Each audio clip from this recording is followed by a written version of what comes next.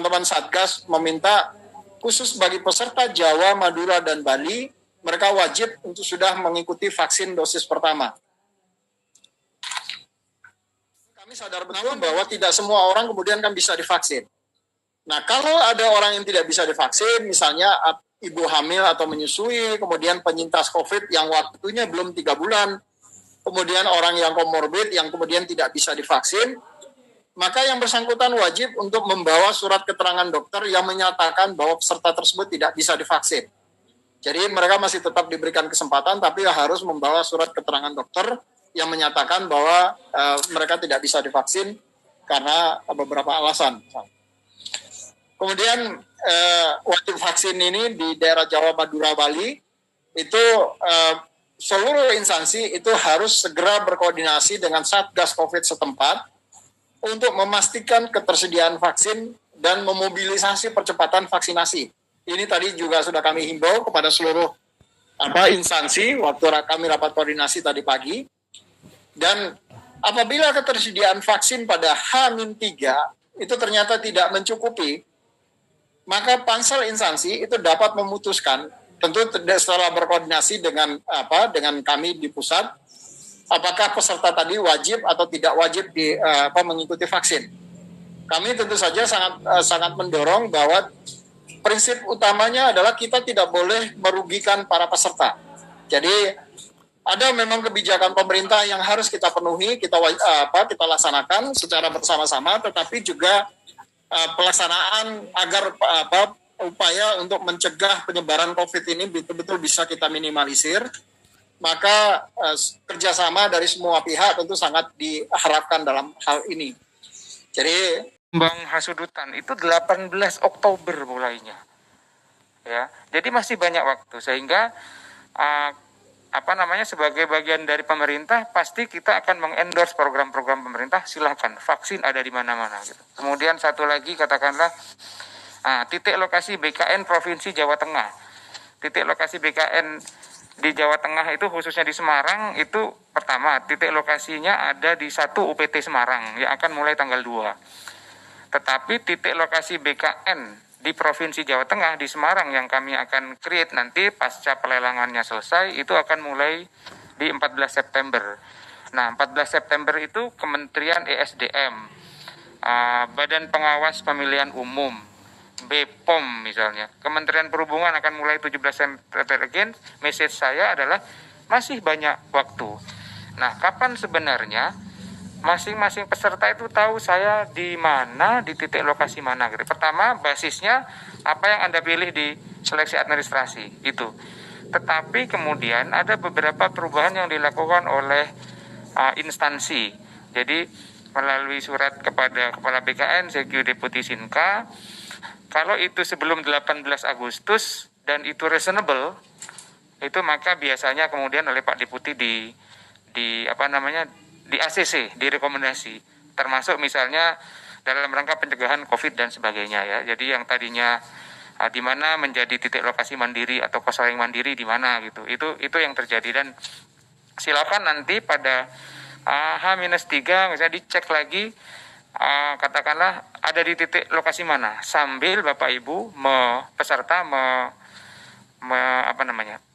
mencetak kartu deklarasi sehat gitu ya. Jadi saya kira itu tambahan dari saya dulu sebelum ke yang lain-lain. Jadi masih banyak waktu sampai dengan bahkan ada yang katakanlah 20 Oktober ya, masih panjang lagi. Kalau kita sudah menyerah di 25 Agustus padahal masih ada 1,5 bulan lagi kemungkinan kita baru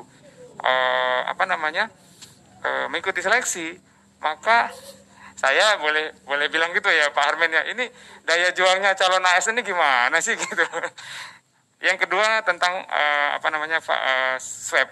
Sekarang tadi Pak Kepala bercanda, sekarang itu harga swab sudah 4 kali harga bungkus rokok begitu. Nah, saya sampaikan di medsos mungkin jarak keberhasilan antara kita dengan NIP yang ada di depan mata itu hanya sebatas harga swab antigen gitu. Saya kira Pak Karo itu dulu yang dapat kami sampaikan. Terima kasih. Terima kasih Pak Deputi, terima kasih Pak Kapus. Jadi pada prinsipnya itu rekomendasi ini sudah disusun dengan seksama, memperhatikan perkembangan terakhir dari penanganan COVID-19, sehingga kalau rekan-rekan yang benar-benar berminat untuk jadi ASN itu sebenarnya tidak susah untuk ikut memenuhi semua persyaratan untuk ikut tes SKD, CPNS, dan seleksi kompetensi PPK non-guru. Dengan tadi mungkin kita langsung masuk ke ini, sesi tanya jawab.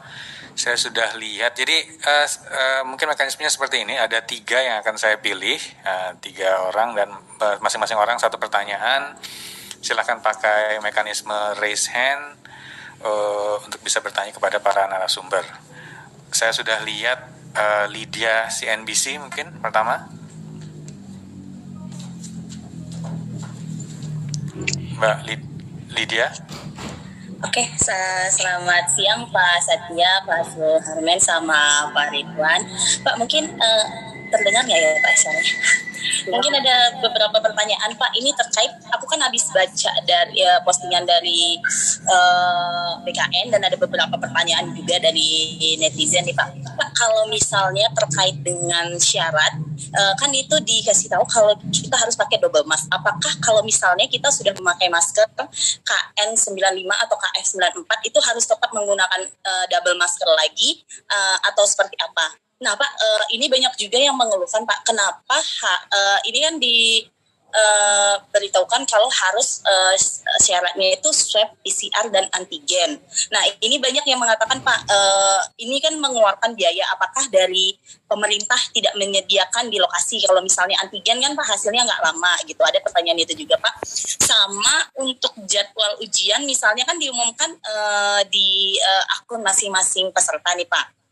Itu apakah diumumkan misalnya jadwalnya yang peserta A misalnya ujiannya di 2 September, apakah diumumkan pada saat 1 September? Untuk memproteksi dirinya sendiri dan orang lain. Jadi kalau kita bisa memproteksi diri orang lain, diri kita sendiri dan diri orang lain, maka kita sudah beribadah untuk diri kita sendiri dan orang lain. Jadi ini yang perlu kita pahami bersama, bahwa penggunaan masker ini adalah semata-mata untuk kepentingan kami berusaha untuk melindungi peserta yang bersangkutan. Dan tentu saja peserta yang lain dan panitia atau petugas-petugas kami yang berada di lapangan. Itu yang pertama. Jadi tetap harus menggunakan double mask, karena itu rekomendasi dari WHO. Kemudian untuk PCR atau antigen, apakah bisa disediakan di titik lokasi atau tidak? Saya tadi sebetulnya di dalam rapat koordinasi dengan seluruh kepala Biro SDM, Sekda, dan kepala BKD se-Indonesia tadi sudah menyampaikan, karena ada juga pertanyaan yang sama yang disampaikan seperti yang Mbak Lydia sampaikan tadi. Bisa nggak sih sebetulnya masing-masing di titik lokasi tadi menyediakan, atau panitia instansi daerah misalnya bekerja sama dengan lembaga-lembaga yang ditunjuk oleh pemerintah untuk menyediakan jasa layanan antigen misalnya.